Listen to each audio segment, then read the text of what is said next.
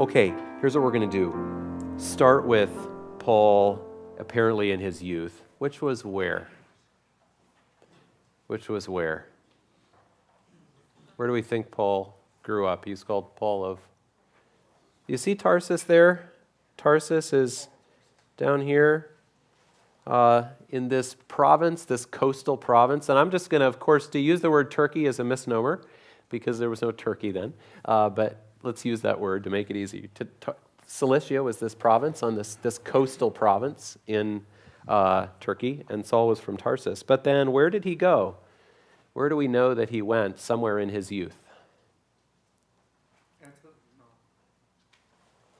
We're going to get there. Where did he go somewhere in his youth? Texas? Okay. We've had 3 guesses so far. If he studied with Gamaliel, then he somehow must have ended up in Jerusalem, right? If he was in Jerusalem shortly after Jesus' death and resurrection. So Saul from Tarsus, a Jew, but then ends up down here in Jerusalem. So he was a young man in Jerusalem, advancing in the faith. He was a promising young star in Judaism. And then after the death and resurrection of Jesus, he is persecuting the Christians. Then where should our next arrow go for Paul? Which direction from Jerusalem? Right.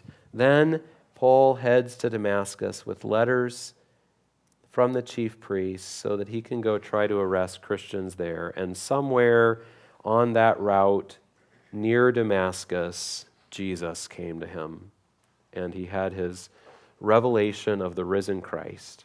And so then he spends some time in Damascus recovering from what just happened, those 3 days, and then spending time with the disciples there. Okay, so that gives us what we know from the very early parts of Paul's story. And then where did he go next? Well, what he says in Galatians is that he went to Arabia. Now, during that time, Arabia referred geographically to everything from the Sinai Peninsula all the way up into here. But probably in Galatians, the word refers to this right here, this political empire of the Nabateans. Okay, so this is something about the Paul story that most of us didn't know. After Damascus, Paul went to probably modern-day Jordan. Now, why? Not certain why, but basically there are 2 possibilities. Either, in the pattern of people like Moses, God needed to get him alone in the wilderness for a time of preparation, or he was preaching, because we know that during these years he started preaching about Jesus. So either way, Paul went probably this direction, either to be alone for some time, some years, or to start preaching. Then the next thing we know is that he's back to Damascus. So out to Arabia for a time, back to Damascus, and when he's back to Damascus, we know that he's preaching there. So he starts preaching in Damascus, and what happened? Somebody remember? Right. He had to leave. He had to flee from Damascus. Where did he go? He went from Damascus back to Jerusalem. He saw just Peter and James, but no other apostles. He preached in Jerusalem. And what happened there? Well, his life was in danger again, and he had to flee again. Okay, so he fled Damascus, goes to Jerusalem, flees Jerusalem, and then what happens next is he goes to Syria, this whole region, and Cilicia, that coastal province that he was from, and we know that now he was preaching. Okay, so can you see why when we say first missionary journey, it's a misnomer? Because all this is before the first missionary journey. Maybe preaching in Arabia, definitely preaching in Damascus, definitely preaching in Jerusalem, and then traveling in Syria and traveling in Cilicia, preaching. And probably that included preaching in Tarsus, because what happens next is a church gets planted in Antioch. And what did Barnabas do? After he went to Antioch to help the new church, what did he do? He went to Tarsus to look for Paul. So Barnabas comes from Jerusalem up here to Antioch, where there's this first Gentile church that has been planted. And then Barnabas goes over to Tarsus until he finds Paul and brings Paul back to Antioch. And for a whole year, Barnabas and Paul help that new church in Antioch. I think this is all really interesting because I think for most of us, the Paul story starts in Acts 13 with the first missionary journey. We have his conversion, and then we have the first missionary journey. And yet there is something like 10 or 15 years in between there. It's a little uncertain exactly what the timing is. We'll talk about that later. In which God was doing a lot of other things in him and through him. Okay, so then he's in Antioch with Barnabas for a year, and then from there back to Jerusalem, apparently, again, maybe with famine relief, but that's the visit when he talks about, that's probably the visit when he talks about the Jerusalem apostles giving him the right hand of fellowship. In other words, the confirmation of his gospel, that they were teaching the same gospel, okay? That's that visit to Jerusalem. And then he goes back up there to that church in Antioch after that trip, and what happens?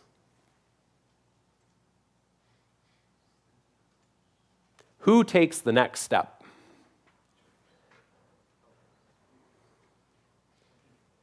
The Holy Spirit takes the next step. The Holy Spirit says, set apart for me Barnabas and Paul for the work to which I've called them. So he and Barnabas and other prophets and teachers were at the church in Antioch, and the Spirit said, set them apart for the work. So that starts now. So that's all before the first missionary journey. That's all background with Paul. And so then Paul's in Antioch, and we start the first missionary journey. I'm going to switch maps and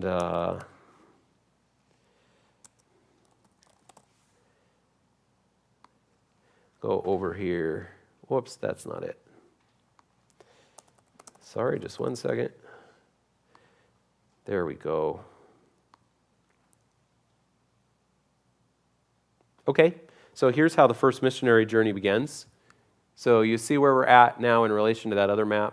The nice thing about these is they're not nearly so busy as that other one. So there's Antioch up there. Jerusalem, of course, is down here. And so they go over to Seleucia, to the port city, and then they sail from there to Cyprus. Why was Cyprus important at that point?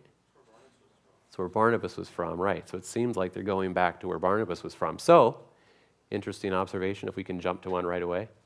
Saul went to Cilicia, his home region, his hometown. Barnabas went to Cyprus, his hometown, right at the beginning of their two different parts of their traveling ministry. So they sail to Cyprus. They take that road from Salamis over to Paphos. And then from there, they sail up to Perga.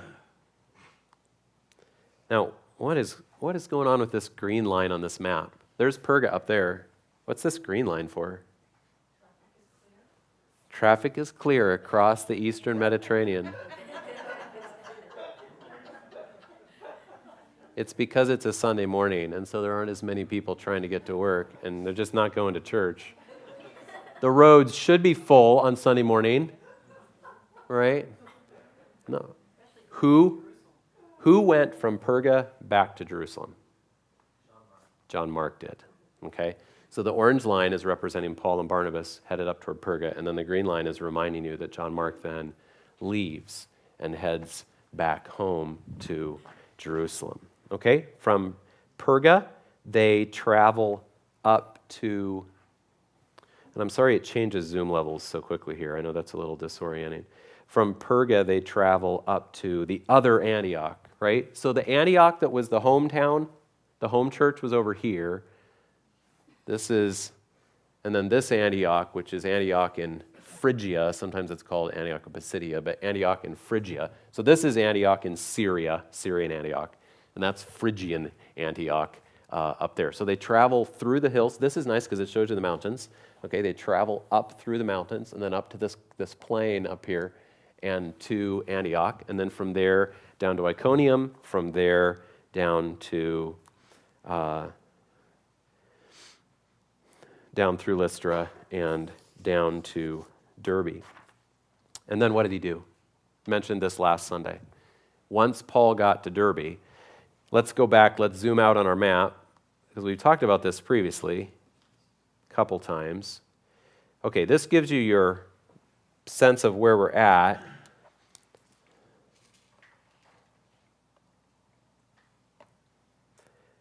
Okay, so from Derbe to get home to Antioch, you go through the Cilicium Pass, and you go down here to Antioch, right?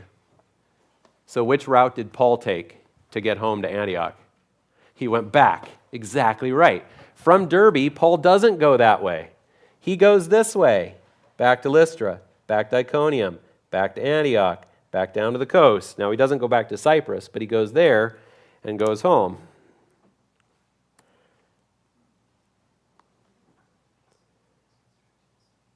So that shows him reversing his direction, and then from Antioch in Syria back home. So there's his route home. Okay? He gets back to Antioch, and he spends no little time with the disciples there. Okay? So that's the first missionary journey. And if we just switch back to this map, so let's just see the whole thing at once. Okay, so that's from Antioch down to Salamis, across Cyprus, up here, up there, there, and then back and home. Beautiful, huh? All right? You got that? Now,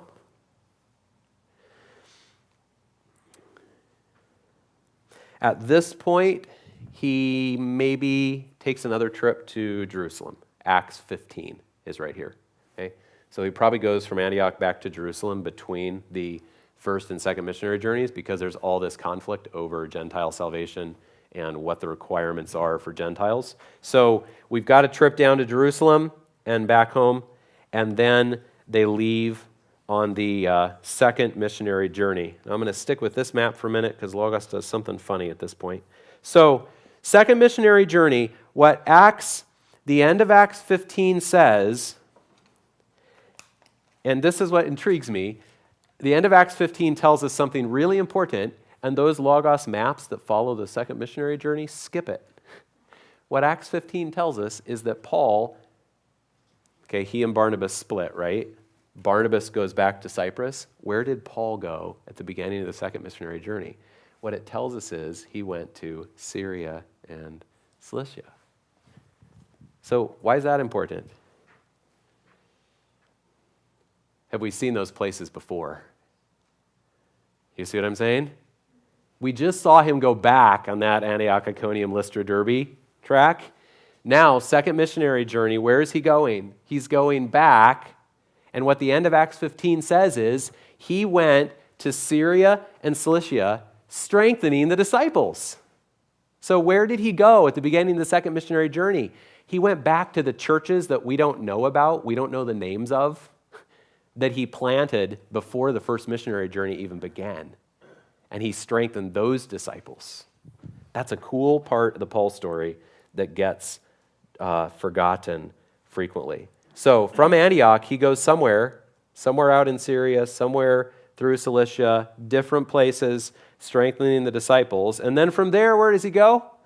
Well, right back where he had been already to Derbe, and then back to Lystra and Iconium, and then we can switch to our other map. So this is his third time in places like Lystra and Iconium, right?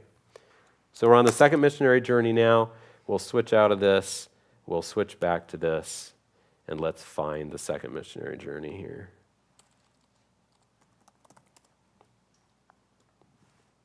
That didn't help. Hey, it was right there. Where'd it go? There it is. Okay, and the map I want is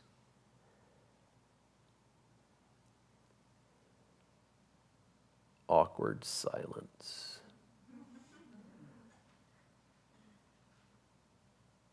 Here we go. This is the map we want. Okay, so he comes across here, through Syria, through Cilicia, across here, visits at least Lystra and Iconium. We're not told if he went up here to Antioch. But then he heads this way. Now, we don't know where he was trying to get. What we know is that God kept stopping him. You remember that part of the story? He kept getting hindered. So he tried to go south, and God wouldn't let him. And the best guess is that he was trying to get here. When you see him head this way, the guess is that he was taking this route into Ephesus, and God said, nope, don't go that way. Then he wanted to try to go north because I can't point that high because I'm too short. But there were, modern day, I can't write on the map. But up there at the top is where modern day Istanbul is. I just zoomed out of it. Modern day Istanbul is right here. That's where the Bosporus is. And there were lots of cities up there that he could have gone and visited. So it may well be that he was trying to go that direction, and God said, no. So essentially, you picture this kind of sandwich, and God squeezed him the direction God wanted him to go, which was that way through Mysia and over to Troas. And what was the really important thing that happened in Troas? That set the direction for his travels. That's right. In Troas, he had the Macedonian vision. And so let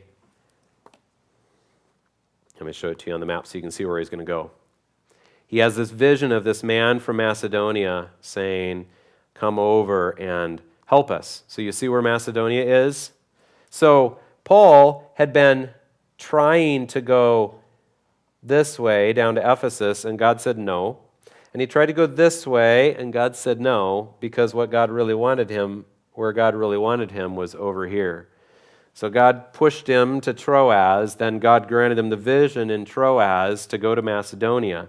So then he travels to Philippi. You see his couple stops there on the way to Philippi, and you know the things that God did there. And then from Philippi, he travels to Berea. Okay, this is awkward placement. There we go, that's better, huh? So I said Berea, but he travels to Thessalonica first. And then the believers, you remember the believers in Thessalonica get him out of town when he doesn't want to leave? He loved those Thessalonian believers, wanted to be with those Thessalonian believers. So he goes kind of out of the way to Berea, and he apparently waits in Berea hoping to get back to Thessalonica, and it just didn't happen.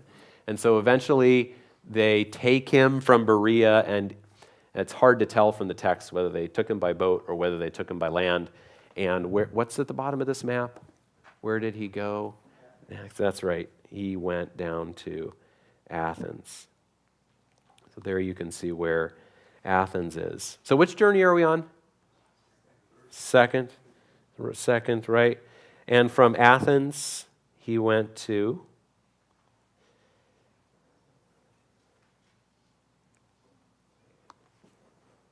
let's see what they have here. No, that's not it. From Athens, he went to Corinth, right?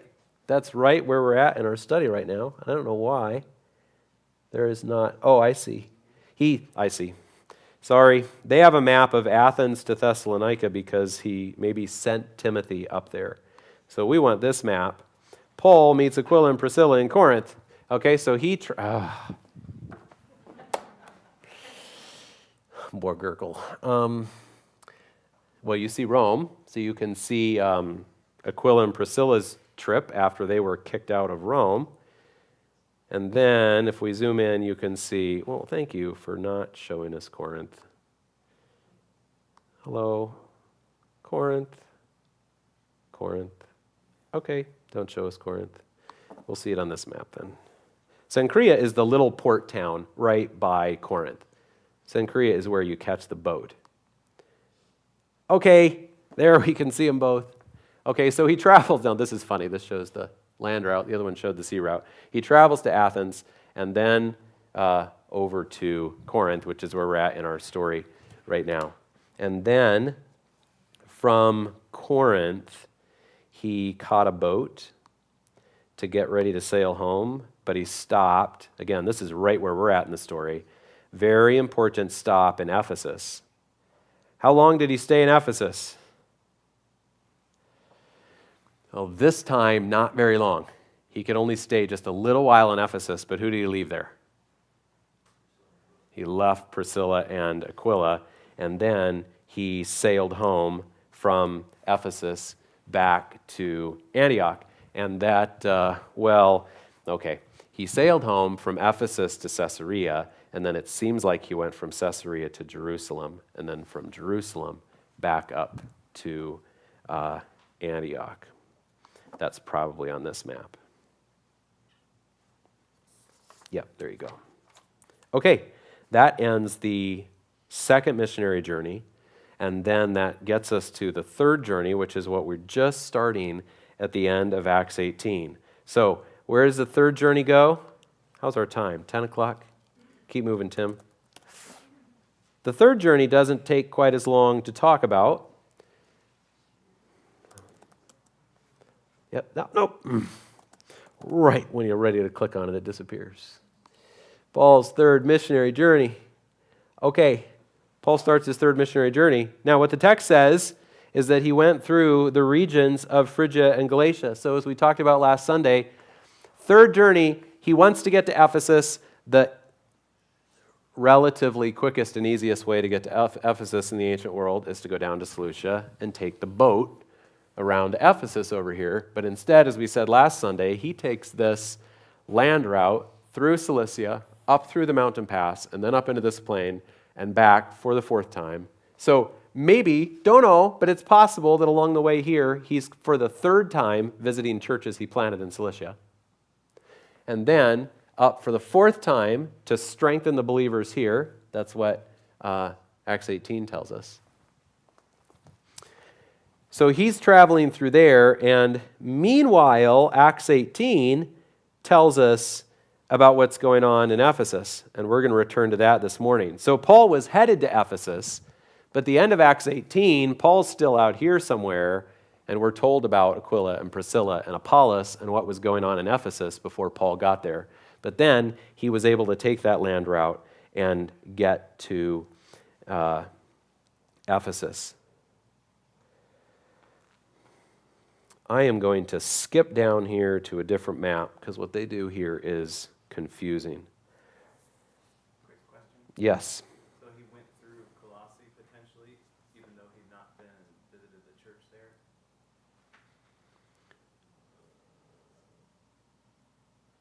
The last map showed it, the land route going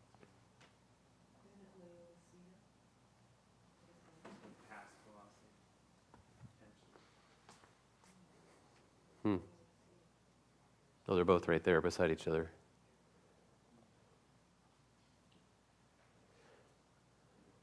Right, that's the only time we know of for that visit would be when he went through there on that route.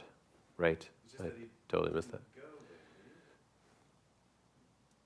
don't know if Paul going To Colossae.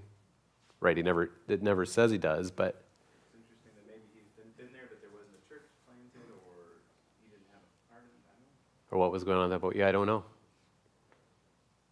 But that route apparently, I mean, we're guessing about the route, but we also know where the Roman roads were. So it's not like just a random draw a line on a map kind of a guess with that route. So I don't know, Eric. That's a good question. So he ends up in Ephesus, and then what Acts tells us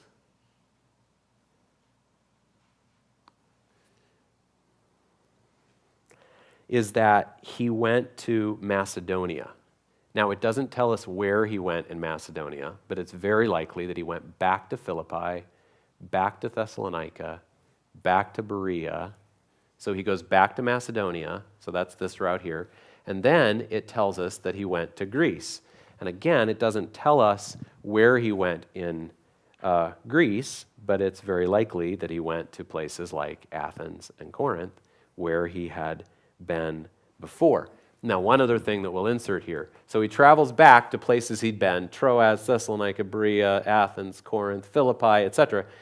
It's also possible that in here, in Romans, Paul says he took a trip to Illyricum, the farthest west he ever got before Rome. Illyricum is up here. It's possible that it's in this time frame that he travels across to Illyricum and back. He maybe ends up back in Corinth, and he then wants to sail back home. He is ready at this point to get to Jerusalem. So from Corinth, he's going to sail home.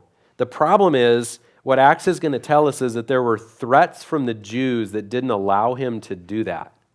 And I don't know what that means, because to me it seems like you're safer on a boat than you would be on land, going back to places where they'd try to kill you before.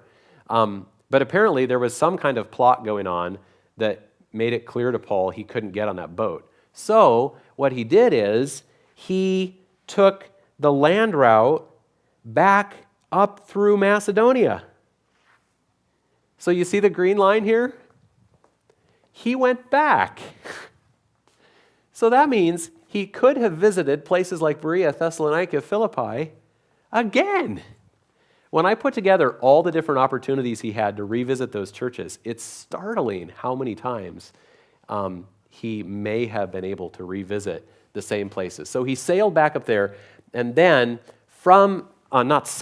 he went by land back up here, and then from here he did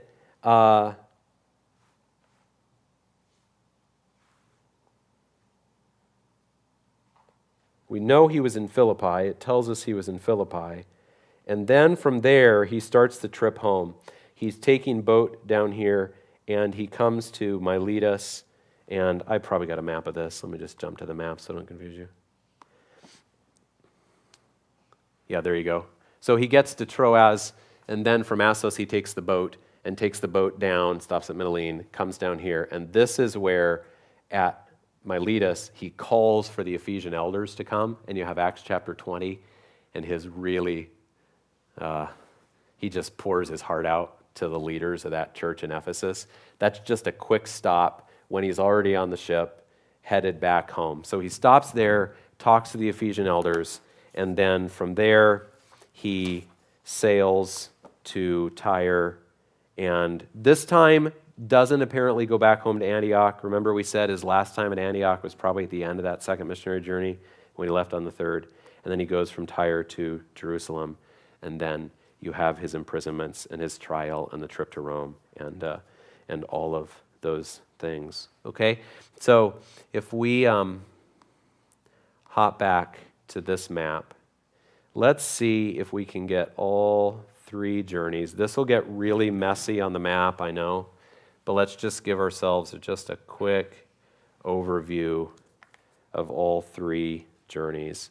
But let's start with Paul in Tarsus, right, as a youth, then to Jerusalem for his training, then to Damascus where he meets the risen Jesus on the way, then to Arabia, either to be alone with the Lord or preaching, then to Damascus preaching, kicked out, then to Jerusalem preaching, kicked out, then to Syria preaching, then to Cilicia preaching. Then Barnabas gets him and brings him to Antioch, where he spends at least a year. There's actually another trip to Jerusalem in there, and then the Spirit says, send him. Okay, that's before the first journey, and then the first journey was the one that was like this, right?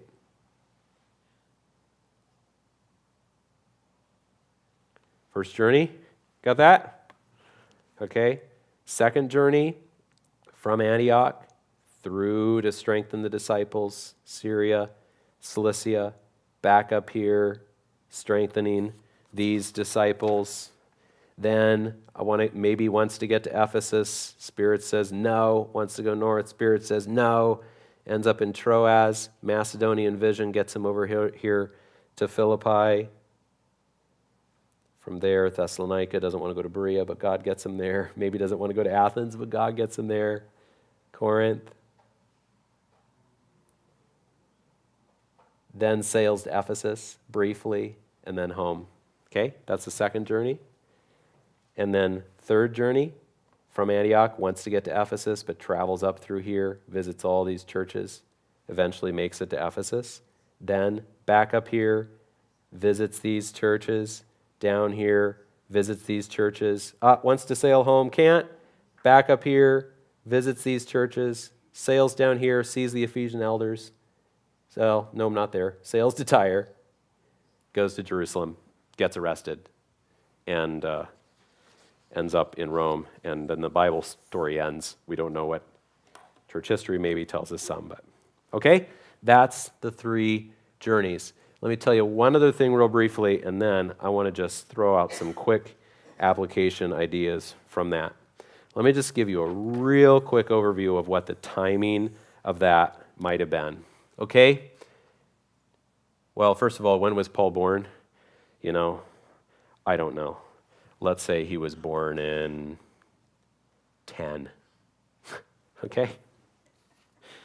Some people were born in 2010. He was born in 10. His revelation of Jesus Christ in Damascus may have been something like AD 34. Nobody knows these dates for sure. Okay, we're just trying to get a general idea. Maybe something like AD 34. And then the Spirit sends him out to the work with Barnabas in maybe 47-ish. Now, notice this big gap of time that I was telling you about earlier. There's a lot that goes on in that time that we're not really told. We just have these little hints about. But there's a lot of years that go by there. Okay? Now, from 47 to about 57 is the Paul years that we know about. There's about 10 years there. That's what the book of Acts really records for us heavily. So, first missionary journey is something like 47 and 48. And by the way, if it seems like this is kind of too packed together, that's one of the things scholars wrestle with a little bit because it is packed.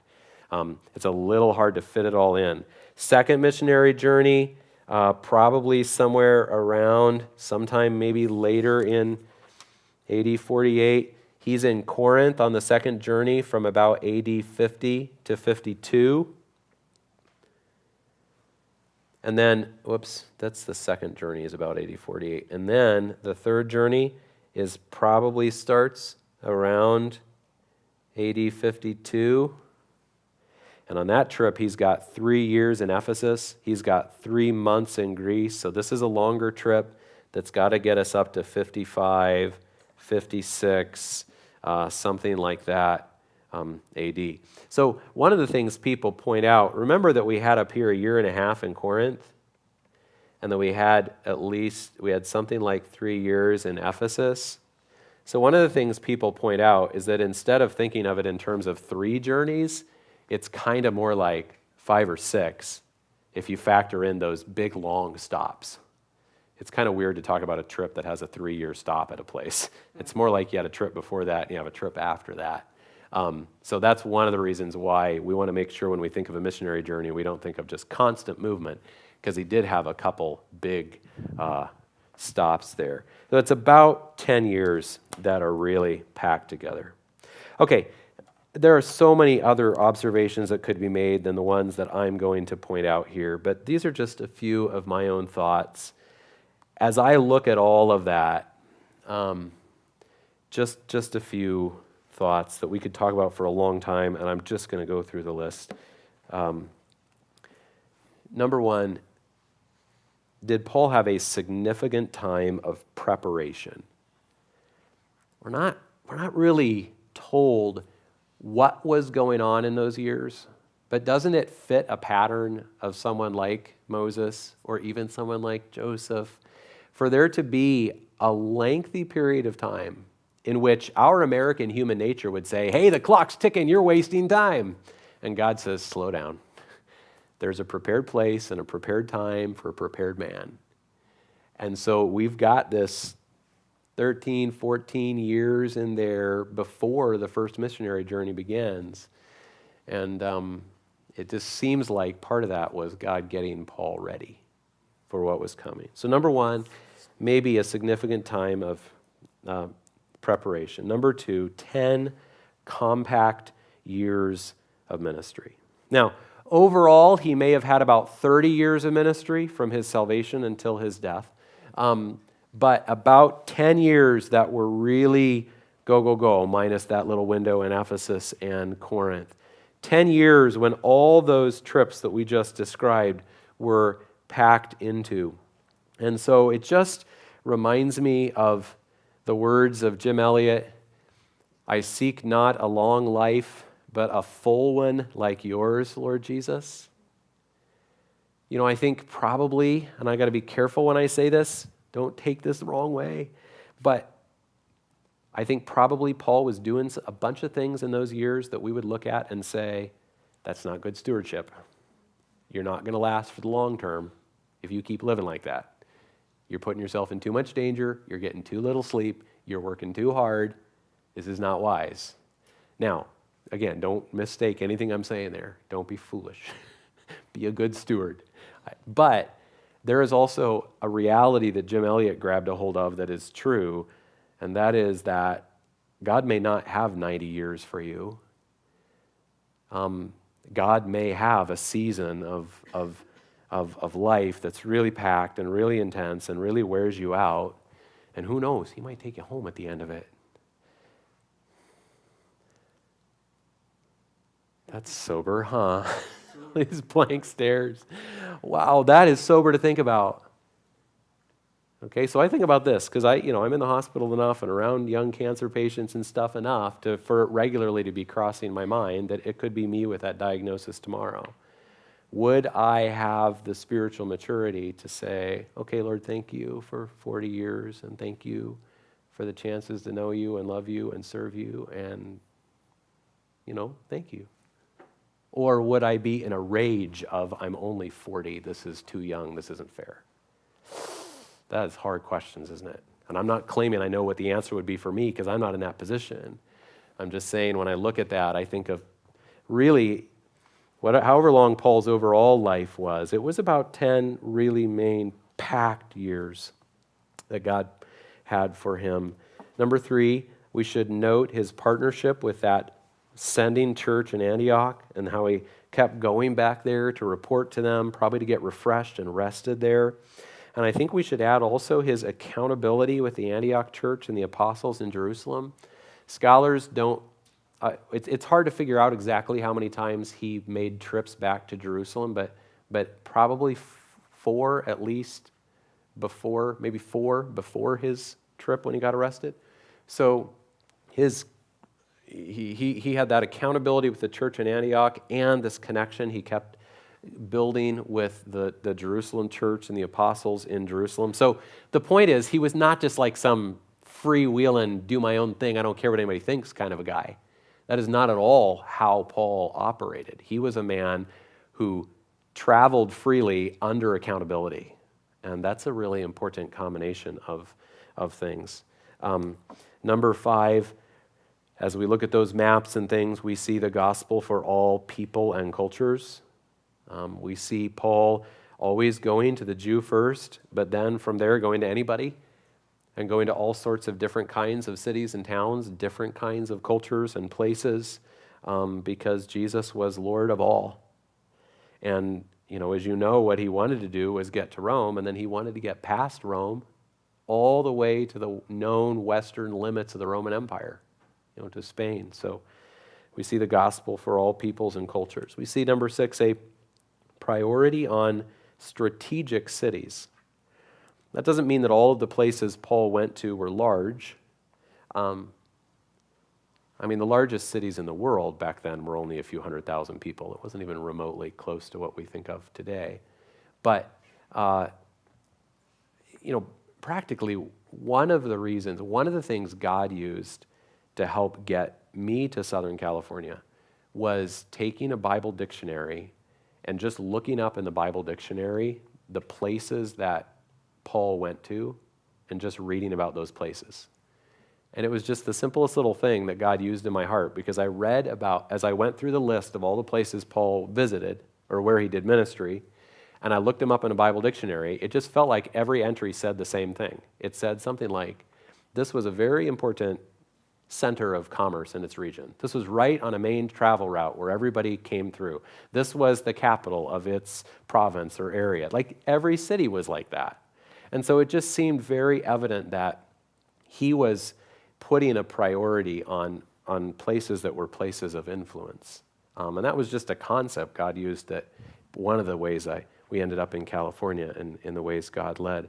And so there's actually 6, 7, 8, 9, all going to go together here. Unfortunately, they're going to be on 2 slides. 6 is a priority on strategic cities. 7 is preaching where Christ is not known.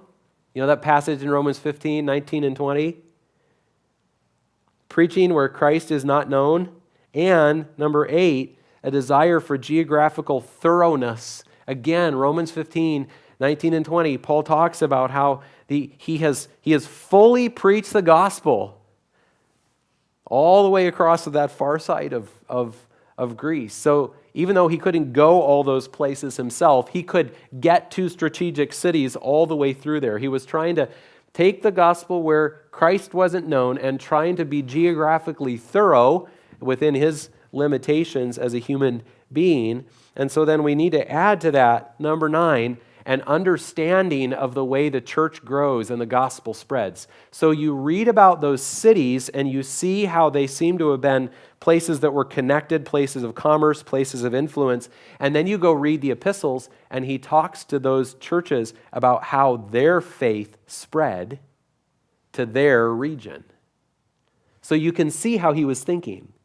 He's thinking, I need to take Christ where he hasn't been known, but I can't take Christ everywhere.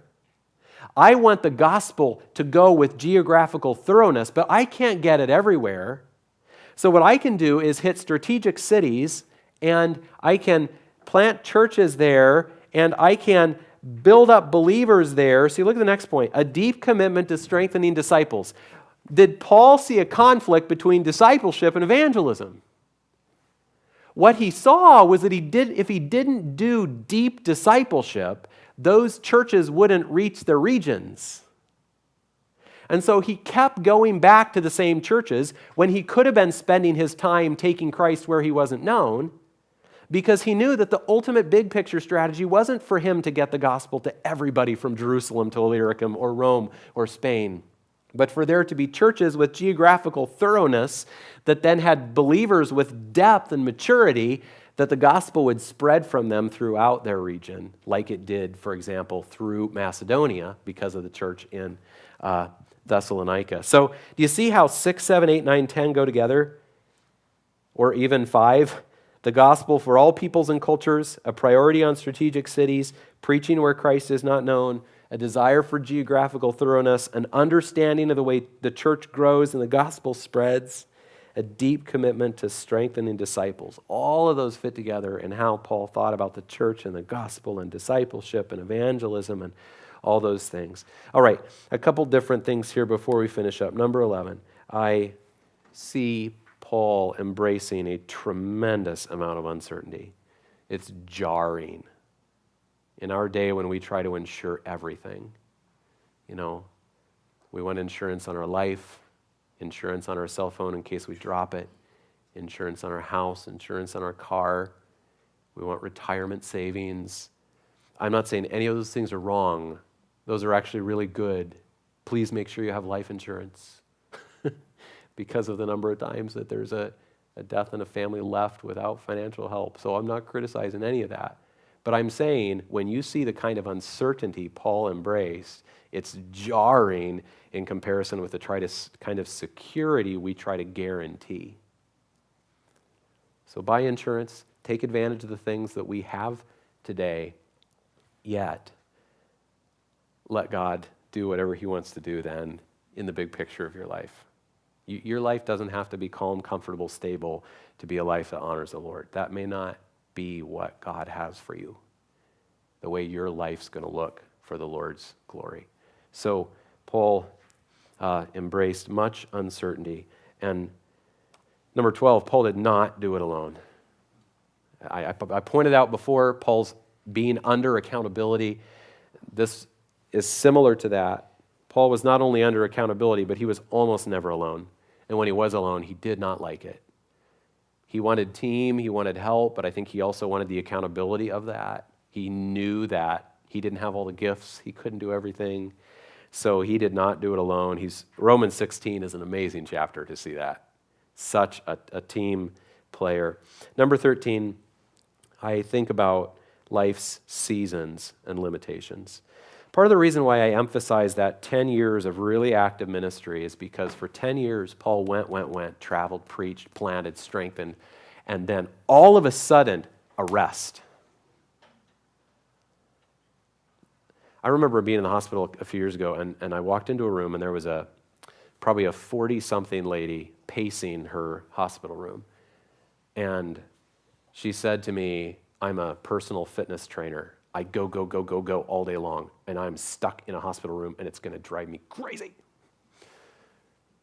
Paul went for 10 years, and all of a sudden, jail. Now who am I as a Christian? If your identity was church planter, go guy, reach people for the Lord guy, new people, where Christ is never gone guy, Paul could have plunged into, what we call today depression or something, And so it just really, I think, helps us think about life's seasons and life's limitations. Life changes. You hit different seasons of life when stuff can really turn upside down. And the ways you were serving the Lord before, and the ways, opportunities you had before, the things your body could do before, you can't do anymore. And sometimes we get stuck, when those changes happen. So it's interesting to see all the way through to the end of Acts 28, all the way through to Rome, Paul living within his limitations, What do you call it when you're at home but not allowed to leave? What do you call that? House arrest. House arrest? House arrest? After years, in jail and travels as a prisoner and trials and now in house arrest in Rome, and just what within his capacity, doing what he can do for the Lord. I think that's really exemplary for us. And then number 14, as I look at all that, I just ask, what got him out of bed every morning? That amount of travel, and not today's kind of travel, not Instagram kind of travel, that amount of opposition, that amount of just the weight of all those churches, that amount of fatigue and sometimes not having food, and the shipwrecks and the beatings and the sicknesses and all the things that he describes to the Corinthians, what kept him going? I mean, practically speaking, he has to have had a lot of mornings when it was hard just to get the body up, in addition to the heart, the spirit. And so it's really rich, I think, that we have so many things he told us about that. And we could answer number 14 for weeks. That could be a year-long sermon series, what got Paul out of bed every morning. But if we just hit a couple big highlights, the first one, I think, has to be Jesus was really alive. The absolute certainty of the resurrection was a compulsion that he could not get away from. Jesus was really alive. And number 2 is Jesus as Lord of all, Jesus as his king. He just talks about that so much. He tells the Romans, Jesus died that he might be Lord, both of the dead and living. Whether we live or whether we die, we are the Lord's. And so Paul was a man who was owned. He was a man who belonged to somebody else. So I think the absolute certainty of the resurrection and being owned by Jesus as Lord. And then number 3, he says, and again, this is only 3 out of 50, but number 3, he says, the love of Christ compels us. It is this compulsion because we come to this conclusion. We reach this judgment that if one died for all, then everybody's dead. And he died for all, that we might no longer live for ourselves, but for him who died and rose again on our behalf. So there's this Christ's love for him that is this very deep compulsion that I think got him out of bed every morning for 10 very, very, very rigorous years, followed by prison for several years. So praise the Lord for those examples.